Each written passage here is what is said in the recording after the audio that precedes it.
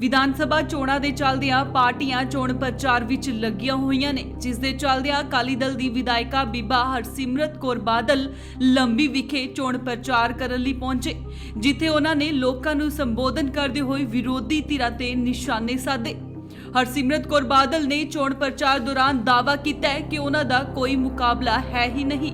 ਉਹਨਾਂ ਨੇ ਕਿਹਾ ਕਿ ਵੱਖ-ਵੱਖ ਪਾਰਟੀਆਂ ਦੇ ਲੋਕ ਅਕਾਲੀ ਦਲ 'ਚ ਸ਼ਾਮਿਲ ਹੋ ਰਹੇ ਨੇ, ਮੈਂ ਉਹਨਾਂ ਸਾਰਿਆਂ ਦਾ ਸਵਾਗਤ ਕਰਦੀ ਹਾਂ।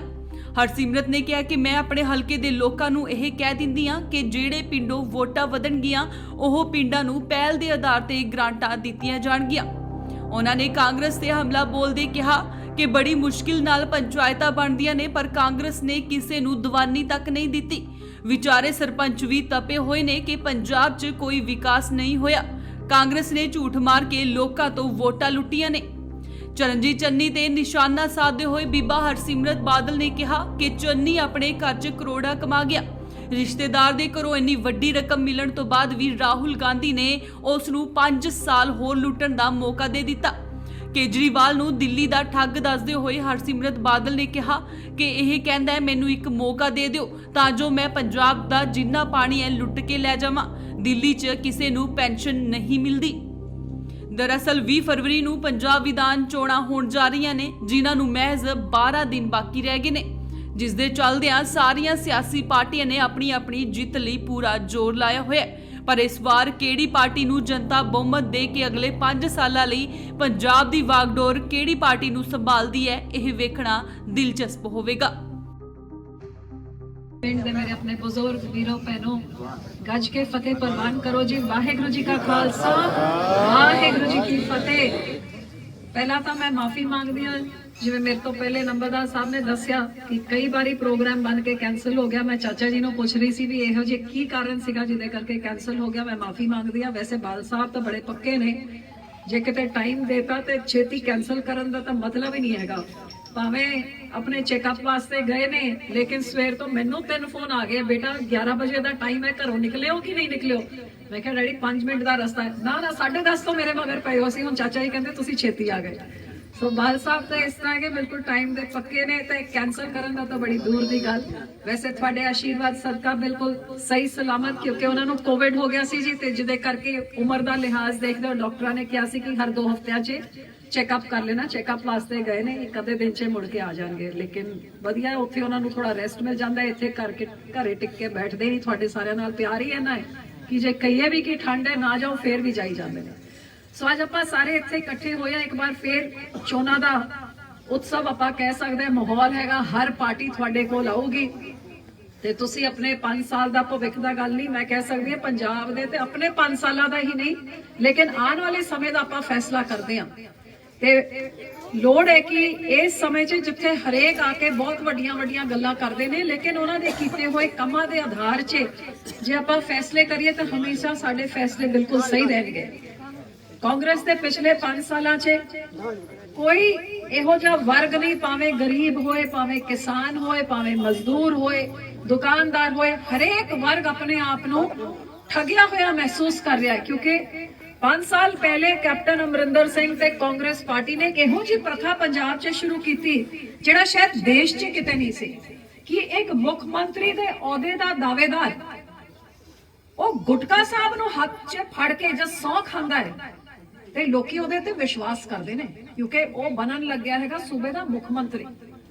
ਹੁਣ ਕੋਈ ਇਸ ਗੱਲ ਦਾ ਅਹਿਸਾਸ ਵੀ ਨਹੀਂ ਕਰ ਸਕਦਾ ਸੀ ਕਿ ਜਿਹੜੇ ਗੁਟਕਾ ਸਾਹਿਬ ਦੀ ਸਹੁੰ ਖਾ ਰਹੇ ਨੇ ਕਿ ਸਾਡੇ ਬੱਚਿਆਂ ਨੂੰ ਘਰ 'ਚ ਨੌਕਰੀ ਦੇਣਗੇ, ਫਾਰਮ ਭਰਾਏ ਨੇ, ਕਰਜ਼ਾ ਮਾਫ ਕਰਨਗੇ, ਸਾਡੀ ਪੈਨਸ਼ਨ 2500 ਕਰ ਦੇਣਗੇ, ਬੇਰੋਜ਼ਗਾਰੀ ਭੱਤਾ ਦੇਣਗੇ, ਮੋਬਾਈਲ ਫੋਨ ਦੇਣਗੇ, ਸਾਡੇ ਸ਼ਗਨ 51,000 ਕਿ ਗੁਟਕਾ ਸਾਹਿਬ ਦੀ ਸਹੁੰ ਖਾ ਕੇ ਕਾਂਗਰਸੀ ਕਹਿ ਰਹੇ ਨੇ। ਇਹ ਕਿਵੇਂ ਹੋ ਸਕਦਾ ਕਿ ਇਹ ਨਹੀਂ ਹੋਗਾ? ਸਾਨੂੰ ਇਹ ਬਾਦਲ ਸਾਹਿਬ ਨੂੰ ਦੇਖਦੇ ਹੋ, ਹਰੇਕ ਨੂੰ ਵਿਸ਼ਵਾਸ ਸੀਗਾ ਕਿ ਹਾਂ ਵੀ ਮੁੱਖ ਮੰਤਰੀ ਜੋ ਕਹਿੰਦਾ ਹੈਗਾ ਉਹ ਕਰਕੇ ਦਿਖਾਉਂਦਾ ਹੈਗਾ।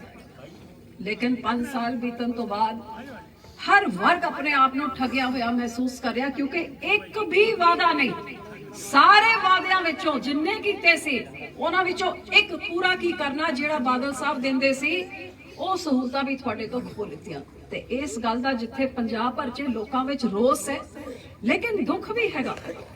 ਤੇ ਕਾਂਗਰਸੀ ਲੋਕਾਂ ਨੂੰ ਗੁੰਮਰਾਹ ਕਰਨ 'ਚ ਇੰਨੇ ਸ਼ਾਤਰ ਹੈਗੇ ਕਿ ਹੁਣ ਇੱਕ ਮੁੱਖ ਮੰਤਰੀ ਨੂੰ ਲਾ ਕੇ ਦੂਜੇ ਨੂੰ ਬਿਠਾਤਾ ਤੇ ਕਹਿੰਦੇ ਜੀ ਸਾਡੇ 100 ਦਿਨਾਂ ਦਾ ਹਿਸਾਬ ਕਿਤਾਬ ਦੇ ਦਿਓ। ਇਹ ਆਪਾਂ ਭੁੱਲ ਜਾਈਏ ਕਿ ਬਾਕੀ ਸਾਰੇ ਤੁਸੀਂ ਆਪ ਦਾ ਕੁੜਤਾ ਸਫੇਦ ਵਾਲਾ ਲਾ ਕੇ ਅੱਜ ਪੀਲਾ ਵਾਲਾ ਪਾ ਲਿਓ ਤਾਂ ਕੀ ਸਰੀਰ ਬਦਲ ਜਾਂਦਾ ਹੈ?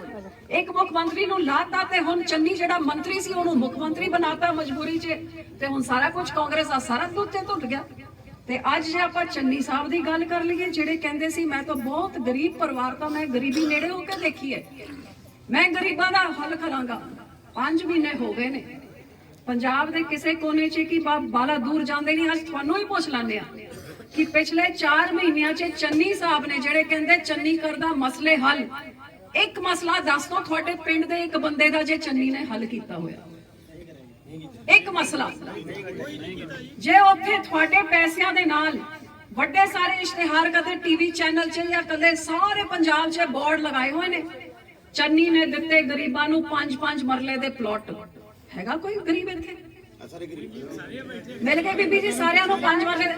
ਕਿਸੇ ਨੂੰ ਨਹੀਂ, ਸਾਰੇ ਪੰਜਾਬ। ਕੋਈ ਰਿਸ਼ਤੇਦਾਰ ਤੁਹਾਡਾ ਹੈਗਾ ਨਾਲ ਦੇ ਪਿੰਡ 'ਚ, ਗਵਾਂਢ ਦੇ ਸੂਬੇ 'ਚ, ਹਲਕੇ 'ਚ ਕਿਤੇ ਦੇਖਿਆ ਕਿਸੇ ਰਿਸ਼ਤੇਦਾਰ ਨੂੰ 5 ਮਰਲੇ? ਕਿਸੇ ਨੂੰ ਨਹੀਂ ਮਿਲਾ। ਲੇਕਿਨ ਜਿਸ ਕਰੋੜਾਂ ਰੁਪਿਆਂ ਦੇ ਨਾਲ ਜਿੱਥੇ ਤੁਹਾਨੂੰ ਪਲਾਟ ਮਿਲ ਸਕਦੇ ਸੀ ਨਾ, ਉਹ ਕੱਲੇ ਇਸ਼ਤਿਹਾਰ 'ਚ ਕੱਢਦਾ ਕਿ 5-5 ਮਰਲੇ ਪਲਾਟ ਗਰੀਬਾਂ ਨੂੰ ਵੰਡ ਤੇ ਚੰਨੀ ਨੇ। ਵਾਹ ਵੀ ਉਹ ਕਿੱਥੇ ਗਰੀਬ ਦਾ ਕੋਈ ਲੱਭਿਆ ਨਹੀਂ। ਚੰਨੀ ਆਪ ਦਾ ਢੋਲ ਵਜਾਈ ਜਾ ਰਿਹਾ ਕਿ ਮੈਂ ਗਰੀਬਾਂ ਦਾ ਹਮੈਤੀ ਹਾਂ। फिर इश्तिहार काटता 36,000 मुलाजिम पक्के करते।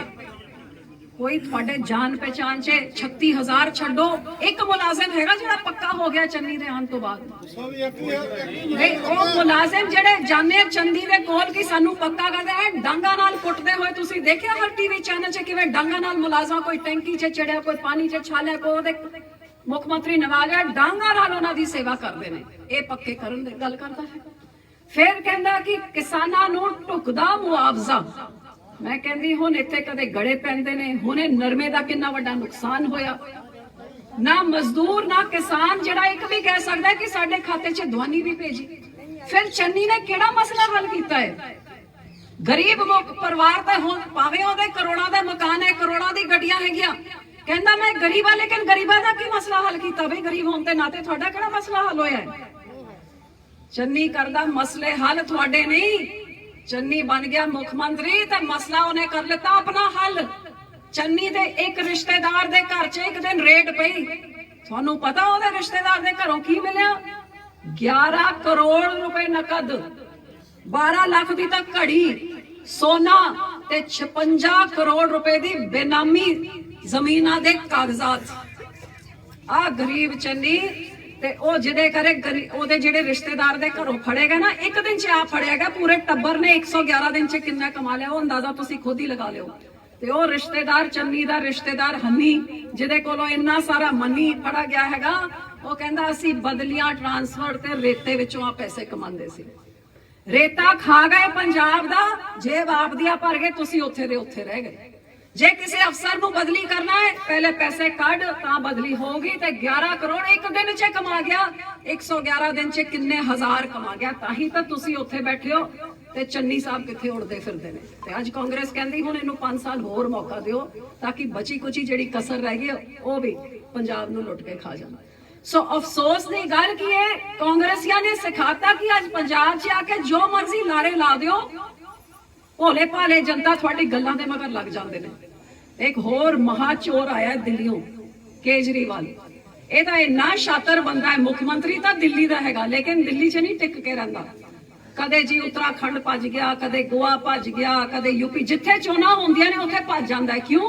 क्योंकि इहने एक नवा धंधा कर लिया, जिथे जांदा है अपनी पार्टी नूं खड़े करके फिर जिहड़ा उम्मीदवार उस तो पहले पैसे कढदा है। पहले तो तुसीं कमाई कर लो भी अपनी टिकटां बेचो, ਉਹਦੇ ਬਾਅਦ फिर पूरा प्रचार करके हुण दिल्ली दे पैसिਆਂ ਦੇ ਨਾਲ ਅੱਜ प्रचार ਤੁਹਾਡੇ मोबाइल फोन 'ਚ भी मैसेज आऊगा, ਤੁਹਾਡੇ ਟੈਲੀविजन चैनल 'ਚ भी इश्तिहार ते ਇੰਨੇ ਵੱਡੇ ਵੱਡੇ ਲਾਰੇ ਪੰਜਾਬ ਦੇ ਲੋਕਾਂ ਨੂੰ ਕਦੇ ਕਹਿੰਦਾ ਮੈਂ ਤੁਹਾਡੇ ਖਾਤੇ 'ਚ ਪੈਸੇ ਭੇਜਾਂਗਾ, ਕਦੇ ਕਹਿੰਦਾ ਮੈਂ ਬਿਜਲੀ ਮਾਫ ਕਰ ਦਾਂਗਾ, ਵੱਡੇ ਵੱਡੇ ਲਾਰੇ। ਤੇ ਵੱਡੀ ਗੱਲ ਕੀ ਹੈ ਅਸਲੀ 'ਚ? ਵੱਡੀ ਗੱਲ ਆ ਹੈਗੀ ਕਿ ਦਿੱਲੀ 'ਚ ਜਿੱਥੇ 8 ਸਾਲ ਉਹਦੀ ਸਰਕਾਰ ਹੈਗੀ, ਉੱਥੇ ਨਾ ਕਿਸੇ ਦੇ ਖਾਤੇ 'ਚ ਪੈਸੇ ਜਾਂਦੇ ਨੇ, ਨਾ ਕਿਸੇ ਨੂੰ 300 ਯੂਨਿਟ ਬਿਜਲੀ ਮਾਫ ਹੁੰਦੇ ਨੇ। ਤੇ ਜਿਹੜਾ ਦਿੱਲੀ ਮਾਡਲ ਕਹਿੰਦਾ ਇੱਥੇ ਪੰਜਾਬ 'ਚ ਚਲਾਉਣਾ ਚਾਹੁੰਦਾ ਹੈ ਕੇਜਰੀਵਾਲ ਮਾਡਲ ਹੈਗਾ ਕਿ ਕਿਸੇ ਨੂੰ ਆਟਾ ਦਾਲ ਨਹੀਂ ਮਿਲਦਾ, ਉੱਥੇ ਸਾਰੇ ਤੁਹਾਡੇ ਕਾਰਡ ਕੱਟੇ ਜਾਣਗੇ ਜਿਸ ਦਿਨ ਝਾੜੂ ਨੂੰ ਵੋਟ ਪਾਈ।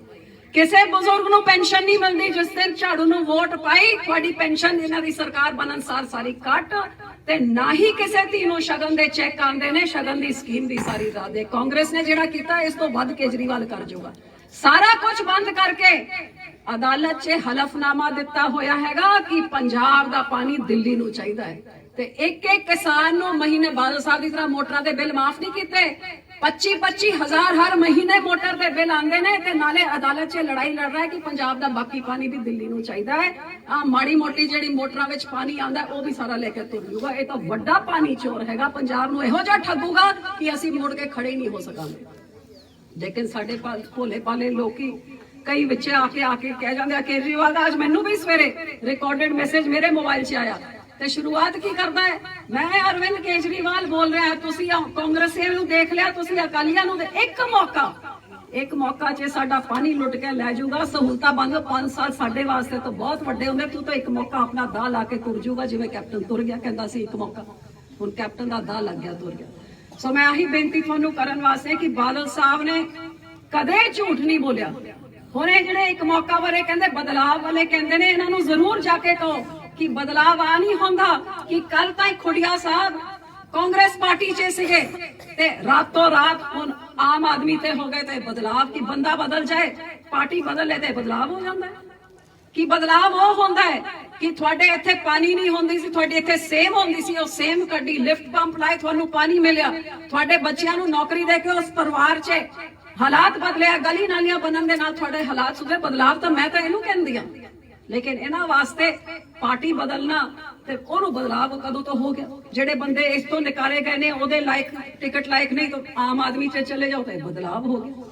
ਹੁਣ ਆਊਗਾ ਭਗਵੰਤ ਮਾਨ ਵੀ ਤੁਹਾਡੇ ਕੋਲ, ਕਿਉਂਕਿ ਵੋਟਾਂ ਦੇ ਵੇਲੇ ਤਾਂ ਸਾਰੇ ਹੀ ਆਉਂਦੇ ਨੇ। 5 ਸਾਲ ਪਹਿਲੇ ਕੇਜਰੀਵਾਲ ਆਇਆ ਸੀਗਾ, ਸਾਰੇ ਕਾਂਗਰਸ ਤੇ ਕੇਜਰੀਵਾਲ ਨੇ ਚੱਕ ਕੇ ਜਿਉਂ ਸ਼੍ਰੋਮਣੀ ਅਕਾਲੀ ਦੇ ਖਿਲਾਫ ਭੰਡੀ ਪ੍ਰਚਾਰ, ਇੰਨਾ ਗੰਦਾ ਪ੍ਰਚਾਰ ਸਾਡੇ ਖਿਲਾਫ, ਕਦੇ ਧਰਮ ਦੇ ਉੱਤੇ, ਕਦੇ ਨਸ਼ਿਆਂ ਦੇ ਉੱਤੇ, ਕੀ ਕੁਝ ਸਾਡੇ ਉੱਤੇ ਇਲਜ਼ਾਮ ਲਾ ਕੇ ਇਕੱਠੇ ਹੋ ਕੇ ਇੱਕ ਨੇ ਸਰਕਾਰ ਬਣਾ ਦੀ, ਦੂਜਾ ਵਿਰੋਧੀ ਪਾਰਟੀ ਹੋ ਗਈ।